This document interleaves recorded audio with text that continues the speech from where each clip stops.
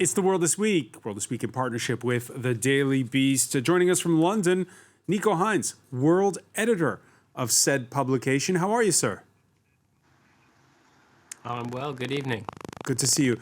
Good to see Borzu Dargahi, international correspondent for The Independent, who's gracing us with his presence in the studio. How are you? Very good. Thank you so much. Nice to see you. Nice to see German journalist and producer Ulrike Koltermann. For a while, we had no one in the studio, so this is great. This is almost a cluster. From Jerusalem, France 24, at a safe social distance, France 24 correspondent Iris Makler. How are you, Iris? Very well. The World This Week on Facebook and Twitter. #WorldThisWeek. I'm happy to resume my travels. Those are the words of Pope Francis. Yes, he has landed in Iraq. His first trip, well, anywhere since February of last year. Francis, who's had his vaccine shots, the first sovereign pontiff ever to visit the birthland of Abraham. It's a visit fraught with sanitary issues, security concerns, and it's a political hornet's nest. Iraq, a land where years of bloodshed have been fueled by religious and sectarian rivalries. His first thoughts for a Christian community that's dwindled from 1.2 million to 250,000 since the U.S.-led invasion. He also gave a nod to the current reform protests that have been taking place the past 2 years. We have to combat the scourge of corruption, abuse of power, and illegality. Yet this by itself is not sufficient. We still need to build justice, to encourage honesty and transparency. We have to strengthen the relevant institutions in order to let stability grow and to have a healthy political system that can offer everyone, notably young people, hope for a better life. Borzu Dargahi, was that what he had to say, or did he go further than he could have? No, I don't think he had to say that. I think it would have sufficed if he had just come and embraced Iraq's embattled but very much cherished and ancient Christian community, and he could have gotten away with not entering the political fray. I think that visiting Iraq, visiting at this time, recognizes Iraq's central, increasingly important role in the Middle East at this point as a key political and sectarian battleground and a geostrategic space.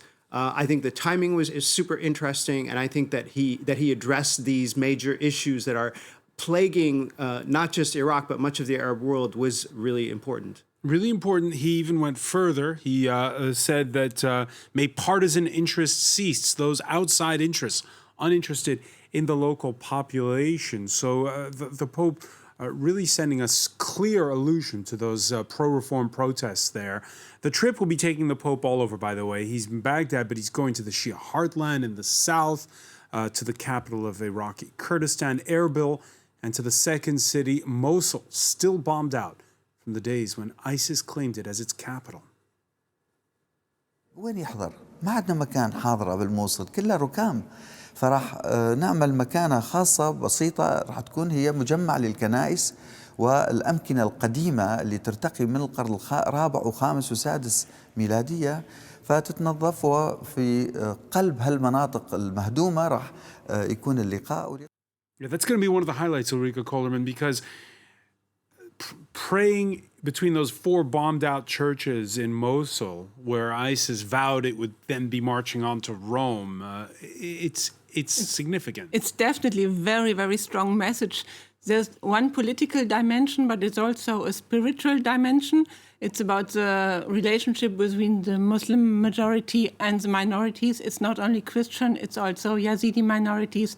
And it's very important how this country deals with minorities. Under Saddam Hussein, they were rather protected. Tariq Aziz, his deputy, was Christian.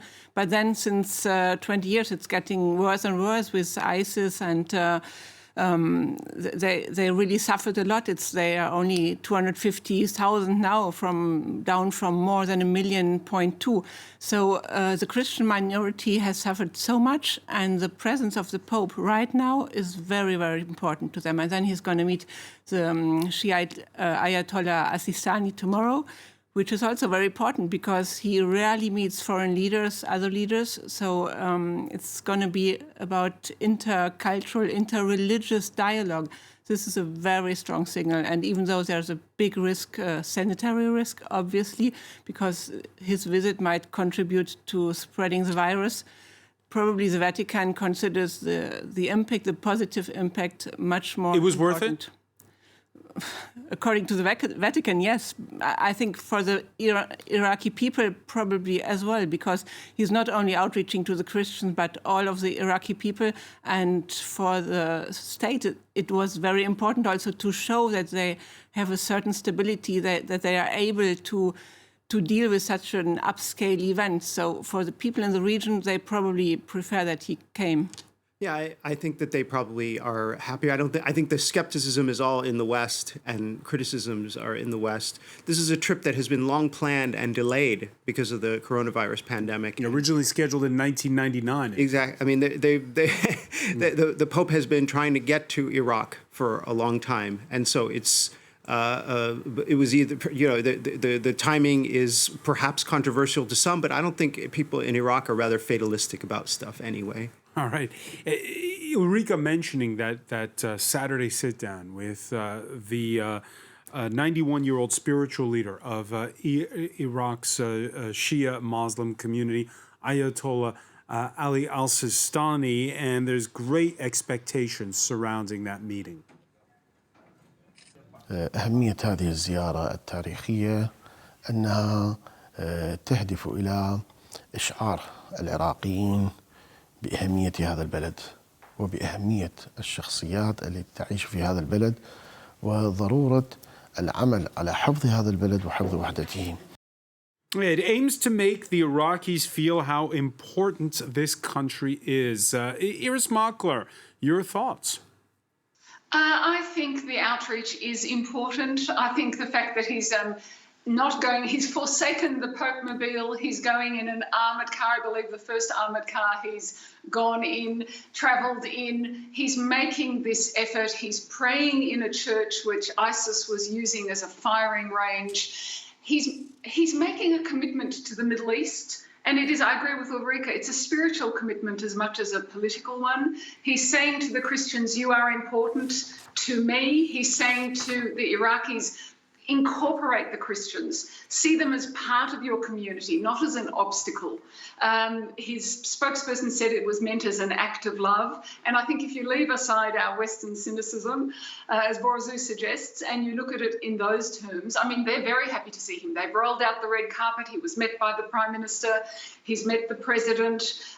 He will meet the Grand Ayatollah. That's also part of him, of course. He has outreach to Muslim leaders. He has a Muslim clerical friend that he meets regularly. So I think this is all part of this Pope at an important time for Iraq. Hawks in Israel, what do they think about interfaith dialogue?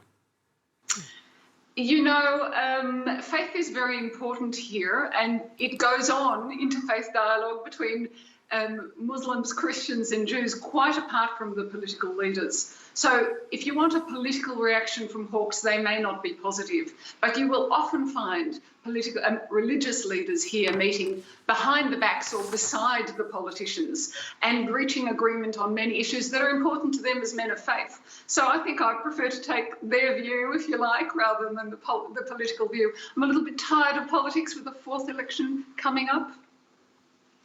Yeah, well, we'll have plenty of chances to talk about that. One final question about this, Borazou, which is we showed a report earlier where they've gone on demining operations ahead of that visit to Mosul. It's been, what, more than 3 years, right? That was one of the things that ISIS was really big on.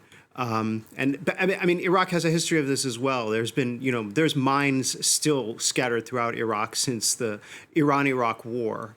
of the 1980s, and there's still a problem, and occasionally But the these dead happen. center of Mosul is still a mess. And you know, this trip really shines a glaring light on that. Last time I was in Mosul was a few years ago, but you know, just right after right at the end of the ISIS war, and you know, they had spent all of the time that they were there. ISIS had spent all of the time that were there just booby trapping the entire city.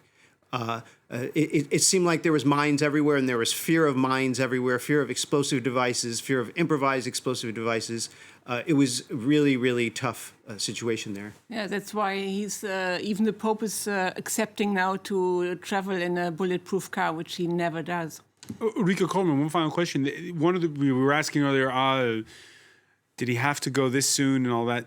There's been speculation that it could be one of the final trips of Pope Francis, that maybe he'll do like his predecessor and retire? I don't think so. I mean, he has some problem with a back. Obviously, he has problems to walk. That was clear when he came down off the plane. But I think he has so much energy, and he feels such a mission, and he was so eager to travel again. I think it's just the start of a new era of papal visits all over the world. All right, a new era for Francis, perhaps the end of an era for a former French president. Convicted on corruption charges this week. That's not a first, but what is that Nicolas Sarkozy has been sentenced to hard time. 3 years, including 1 behind bars, in an eavesdropping affair where he offered a cush job to a magistrate in a bid to sway over one of the other cases pending against the former conservative leader.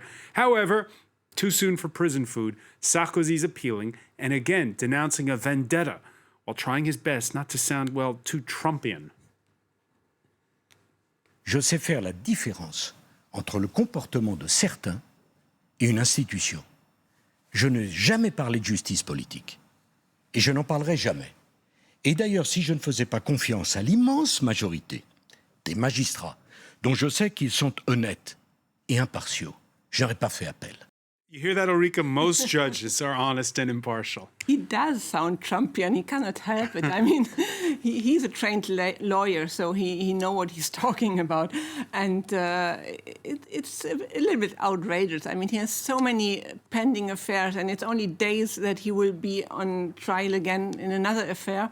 And yeah, probably it's a very tough prison sentence, but he will probably never Is it a go to tough jail. prison sentence? Normally you get 10 years if it's in... It is a prison sentence for an ex-president. That for France, it's a big, big step forward because it's a sort of end of impunity. So far, there were not many cases that ever reached the court or even ended in a conviction. So for France, it's a big step. But then again, if he ever sees jail from inside, I'm not sure. So we have the connection now with London. Apologies for technical issues earlier. Nico, are the headlines in the newspapers where we are reading the end of impunity in France? Well, I don't know about that. It seems like he's going to spend a year at the maximum relaxing at his own house, which we've all found quite annoying over the last year or so, but it's not exactly a prison sentence, is it?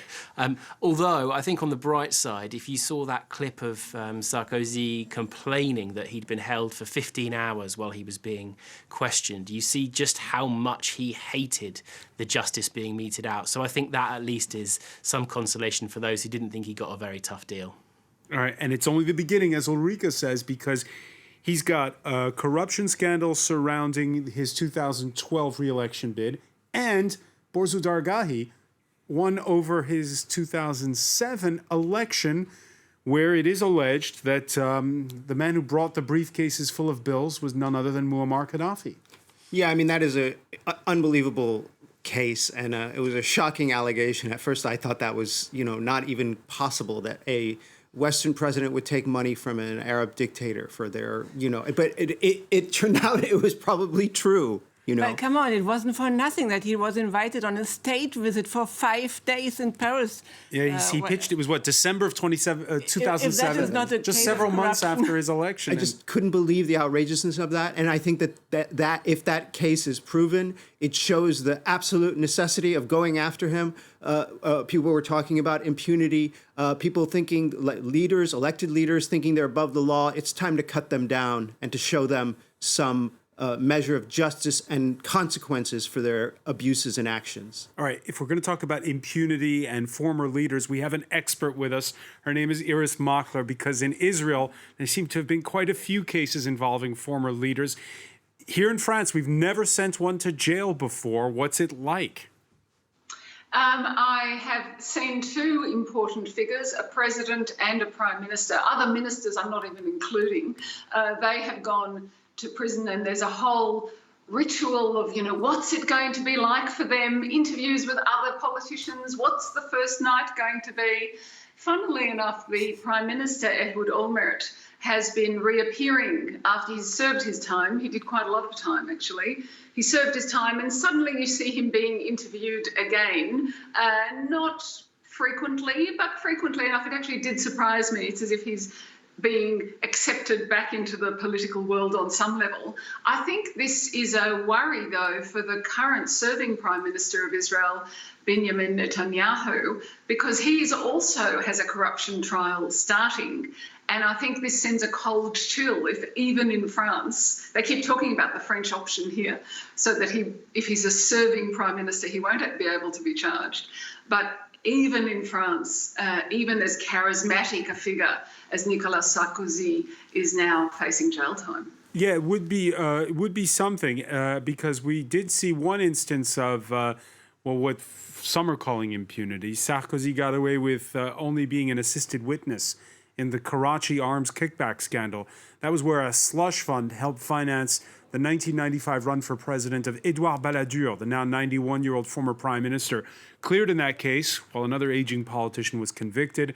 A tragic case. When Balladur lost the election to Jacques Chirac, the bribe payments stopped and 11 French contractors were killed in the bombing of their minibus in Karachi. Pakistan denies it was the work of disgruntled intelligence services and blames Al-Qaeda. Victims' families are appalled at Balladur's acquittal. They're asking why the case was tried before a special court for former ministers. Il est urgent pour la démocratie de supprimer cette Cour de justice, parce que mes clients sont soupçonneux, légitimement, sur la nature de cette décision par rapport à celle qui a été rendue par une juridiction de droit commun.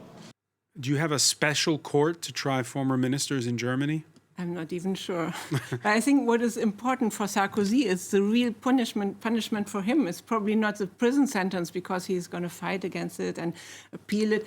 But it means that his political ambitions, they are over, because next year we have the presidential election, and even though he always says... He's still the godfather of his party, Les Républicains. Well, he could still... He's at least a kingmaker. Even some people are still dreaming of him coming back to be a candidate. And obviously, even though he's... constantly saying he's not coming back, he likes the idea and is playing with it, and probably he likes also the role of deciding in the background. And when it comes to the presidential elections, he will probably be in the midst of the appeal trial, so this political ambition is quite over now. All right, Ulrike Kolderman there. When we come back, we're going to take a look at what the ambitions are when it comes to vaccinations. If you're watching in Europe, it's maybe not pretty. Stay with us. You're watching The World This Week.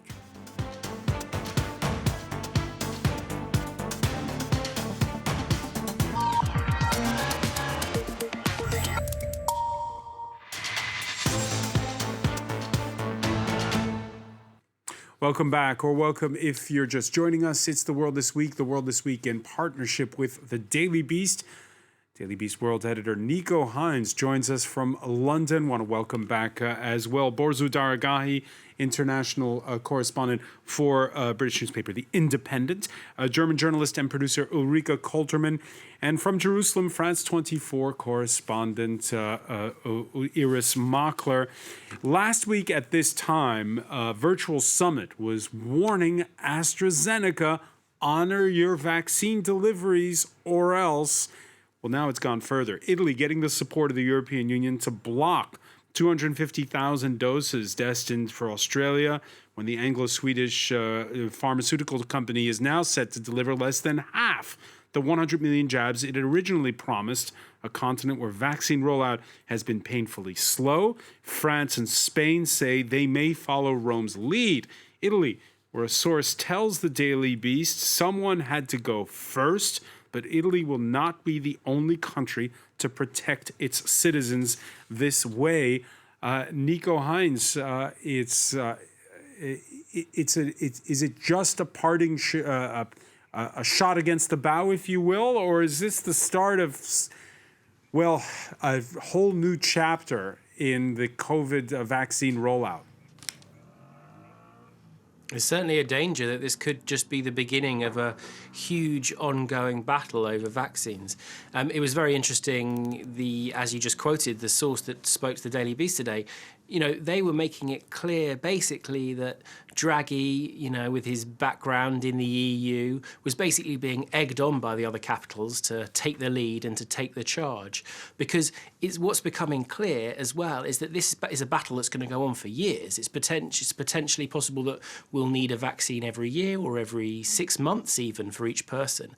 And so this is going to go on and on and on. One of the most extraordinary things that we've seen in the last week is the story coming out of Israel where they, in exchange for releasing an Israeli citizen from Syria, they paid for a batch of the Sputnik 5 vaccine to be sent over there. These vaccines have already become a kind of currency. Already become a kind of currency. Ulrike Koltermann, your thoughts on this, on how the EU is handling the pharmaceutical giants? Well, I think Nico is right saying there's a danger of vaccine nationalism because everyone is fighting now for the doses and Italy blocking it and everyone fighting about it, which is sort of ridiculous because they're not even able to vaccinate all the people who want to be vaccinated. And 25% of the AstraZeneca doses here in France have been distributed. People don't want to take them now. It's the same in Germany because there was bad press and there was regulations that it was only supposed to be for the younger people and now it's going to change. But the thing is, if they're going to start fighting about who is getting all these vaccines instead of just vaccinating the people, this is ridiculous. Definitely the European approach to do it together was difficult, was very slow, and Israel had a lot of better chances to provide more vaccination to their people because they're just a smaller country. And European regulations made it difficult, but it was a very, very sensible approach to do it together and avoid this vaccine nationalism, which is coming up now also with this alliance between Denmark, Austria, Israel. These solidarities kind of... Before we talk about that, fair play to Australia, where the pandemic is under control and leaders are gracious about that missed delivery. In Italy, people are dying at the rate of 300 a day. And so I can certainly understand the high level of anxiety that would exist in Italy and in many countries across Europe. That is not the situation in Australia. But nevertheless, we've been able to secure our supplies. Iris Makler, it stings slightly if you're sitting in Europe, the fact that we're able to watch the Australian Prime Minister be magnanimous about not getting his shots from AstraZeneca there. It's interesting. I am, as you know, Australian, and I was talking to a friend of mine in Sydney today, and she said, it's absolutely right. We haven't had a case here in 48 days. So why would we take priority when the situation here is so good? So I think there's a recognition in the lucky country, as Australia, as we call ourselves. I think there's a recognition that we've been lucky this time too in Australia, and that Europe is not as lucky, and nor is it as well managed. But then what's up with AstraZeneca? Why are they opting to deliver those 250,000 doses to Australia when they're more needed and when they were promised here in Europe? What's that about? I'm not sure about the politics with AstraZeneca. I understood that they actually had relinquished the doses to Australia. Perhaps I've got that bit of the story wrong. But I can see, because I'm living here in a place in Jerusalem, where Israel has actually managed this part. It hasn't managed the actual managing the crisis well, but it has managed the vaccines well. And so you really see the difference between a complex system, getting it across Europe to all the countries in time. That's not happening. And you see when a country is determined, it will get the vaccines and it will vaccinate. I mean, there's many advantages that Israel has. Its size, the digitization of its medical system, the fact that people are used to getting different vaccines, and it's all working like clockwork from that point of view. They have now vaccinated, I think, there's only 100,000 people over the age of 50 left who have not been vaccinated. They're the hardcore, I guess, of people who you really have to persuade or drag in or accept that you're not going to vaccinate. But it actually is working here, this part of it. And I think that's down to organisation, commitment, and getting the vaccines in early and paying over the odds for them. So, Nico Hines, listening to Iris there, is it a choice between getting the prevention and treatment part right and getting the vaccination part right? Because I see that the UK is the same thing, where there was a lot of criticism of the way the pandemic, the health crisis was managed. But gosh, you yourself have gotten the vaccine. Yeah, that's right. Britain's handling of this crisis as it erupted was nothing short of scandalous, and we've had 100,000 people plus died in this country. But the one thing that the Conservative government has got right is the vaccine rollout. And ironically, that's partly to do with the National Health Service, which of course is Labour's great gift to this country. But you've also got to say that this government has done a great job on negotiating these deals. And one of the big blow-ups over AstraZeneca kind of came down to some small print in the contract that the EU didn't realise that certain things would be prioritised over others, and that the British had changed the wording so that they made sure that they got their supply. All these things seem small, and I guess when the pandemic was at its worst and people were dying, it seemed like an afterthought to be planning for the vaccine rollout. But the countries that planned that the best, and Israel is another one where they came up with some absolutely genius deals with the drug maker. They would give them access to certain data, for example, if they helped them with the rollout. It was those clever negotiations which are now paying off, and the countries that did it really are reaping the rewards. I had my vaccine last week. It was almost an emotional experience. You went into this vaccine centre, there were all these volunteers, everybody standing socially distanced, but there was a kind of a warmth and an excitement of a community coming together to deliver something which was going to make us all healthier in the future. All right, so yeah, that's what it's like across the channel these days. You're both hearing that. Here in France, Borzo Daragahi, the Prime Minister promising 10 million vaccinated by mid-April. I mean, I think a lot of this is a little bit overblown, and there's a lot of impatience there. It'll be a storm in a teacup once everyone gets vaccinated? I think that you have the Johnson & Johnson that's coming out. That's the single jab, nice and simple vaccine. You've got Sputnik V, that is the Russian vaccine that is surprisingly effective and cheap to produce and maintain and so on. I think the misunderstanding is that the vaccine is going to solve the problem. The vaccine is not going to solve the problem unless it is combined with a global public health approach that prioritizes countries and peoples and population that are most effective, instead of, I'm going to get the vaccine for me because it's going to protect me. I'm like a 50-something guy. I'm pretty healthy.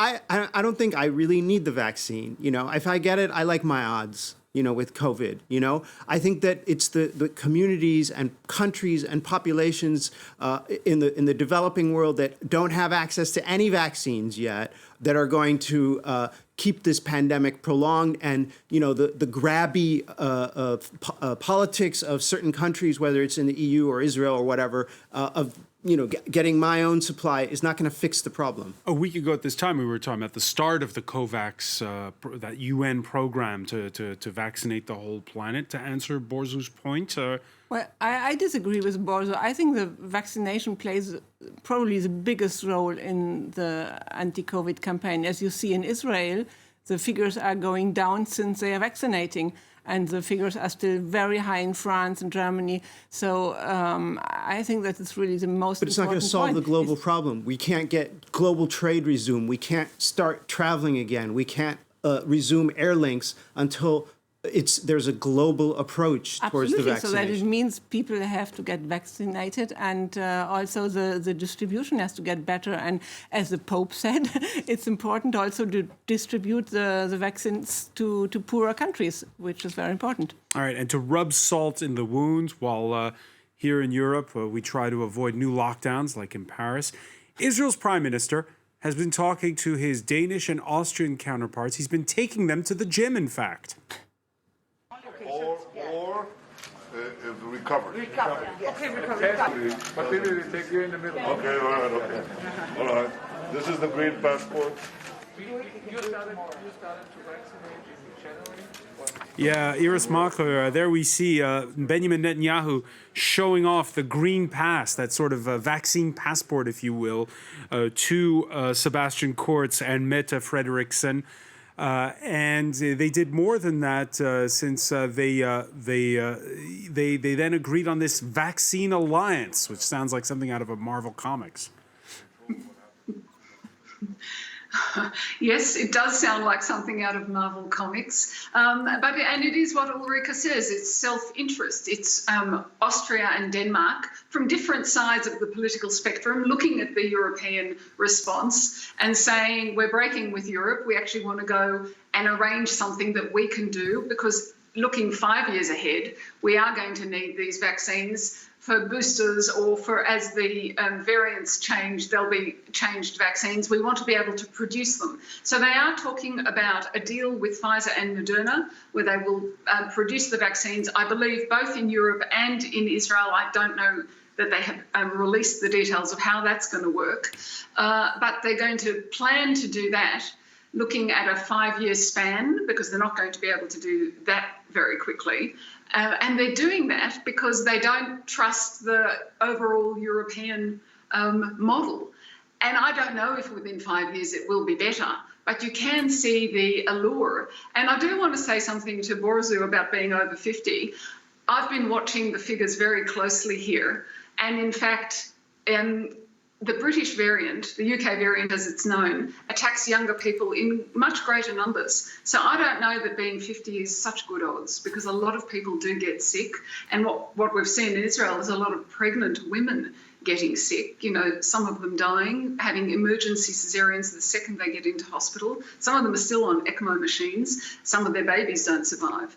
That's new. We didn't see that before. So I think the variants, I do believe you'll need vaccination across the board, but I don't think you can be cavalier and say, okay, I'm just 50. And variants mean, of course, that we're going to need next generation vaccines. That was certainly the message from Israel's prime minister, who again said, the more the merrier for this alliance. And can it only be used by people who have been vaccinated? Yes. Only. Okay. Or recovery. Yes. Okay, recovery. No tests. All right, that was him talking about the green passports. But the prime minister at a press conference announcing these, who did announce Borzu Dargahi that it was about the next generation vaccines, because it's going to come up every year. I mean, we're not sure if it's going to come up every year. We're not sure about any of it. So the variants will, if they continue to spread. But that's exactly what I was saying. I think my point was misinterpreted. Those variants, as long as there is not a global approach towards a global public health approach versus a nationalistic approach, those variants are going to continue to spread. And this problem is not going to be fixed. So what I am saying is that, this idea of, okay, I'm going to rush and get it for my people so that I win the next election cycle, essentially, so that I can show off about how great our country's and our government's vaccine response has been, is not going to work. Because you're going to have the virus spreading throughout, the southern hemisphere to the poorer countries, and it's going to boomerang back. So unless there is a global public health approach versus a nationalistic vaccine me first approach, it's not going to fix the problem. I'm totally d'accord with this. And also, if you look to Israel, I mean, the virus doesn't accept borders. And just look at the Palestinians. Are they vaccinated? They're politicizing the vaccine. Yeah, exactly. What's the numbers on that, Iris Makler, at this point, when it comes to vaccinating Palestinians? They have a few thousand vaccines in the West Bank and in Gaza, let's say 30,000 altogether. And Israel has announced that it will vaccinate 120,000 Palestinians who work legally inside Israel or in Israeli factories in the West Bank. But I think an equal number work illegally in Israel, so that doesn't solve that problem. Plus the general population in the West Bank, there's so much interchange, there's so much connection. There are settlers living in the West Bank. There are Palestinians working in the settlements. There are people shopping together at different supermarkets. So the thought that you could not vaccinate them, even if you leave the morality of it out of it, but if you could, the thought that this is not one epidemiological area, the thought that you could get away with not vaccinating them is quite bizarre. And the point is, the whole planet is one epidemiological area. Right, exactly. Before we go, season 4 of The Crown may be over, and assuming season 5 is about the death of Diana, well, season 6 might actually start this weekend, what with daggers drawn between the Queen and the Sussexes and a full interview slated. How do you feel about the palace hearing you speak your truth today? I don't know how they could expect that after all of this time, we would still just be silent if there is an active role that the firm is playing in perpetuating falsehoods about us. And if that comes with risk of losing things, I mean, there's a lot that's been lost already. Of course, that interview, Nico Hines, before this latest accusation against Meghan Markle of bullying staff, it sounds like it's just continuing to escalate further and further right now. Yeah, I think the scale of the public fighting is something that we didn't expect. It's really getting out of hand now. This concerted briefing by the palace to the Times newspaper in London that a number of staff who worked for Meghan were mistreated or were bullied. It's very obvious that they have planted that as an attack on her ahead of this big interview. And it's somewhat rich when you consider that the royal family have spent hundreds of years bullying and mistreating their staff. That's one of the main things that royal families do. And you don't have to go back far in history either. Prince Andrew, Princess Anne, Princess Margaret were renowned for the awful way that they treated people in the palace. And, for example, with Prince Andrew, it didn't turn out so well, did it? No, it didn't indeed, especially with the Jeffrey Epstein case. Iris Makler, again, in Australia, what are they making of all of this? A funny friend of mine said that she always thought that you should try and get on with your mother-in-law. You shouldn't have a public spat with her. And it's quite interesting, the royal family is followed in Australia, despite some people's Republican leanings, almost as much as closely as it's followed in the UK. So this is a very live story. And the problem that Nico raises, if you're going to start investigating Meghan Markle, why aren't you investigating Prince Andrew? He's done much more serious things. If you're going to start taking his military honours away from the Prince Harry, why not do that with Prince Andrew? So all of this hypocrisy is shown up in a fight. I mean, maybe he chose her. Some psychologist was talking on Australian television and said that perhaps Harry chose Meghan because he wanted to move away from this family, because he was still the treatment of his mother, he was still so conflicted about that. And she's certainly leading him down that path, and he is going there. All right, the tabloids, as always, taking sides, conservative papers turning on Meghan Markle. and the left-leaning papers giving a hearing to both sides. It's interesting. I'm talking about Meghan Markle. I'm not talking about Prince Harry. The tabloids that are blasting her are relatively subdued when it comes to Prince Harry. I mean, what I don't understand is giving the interview to Oprah.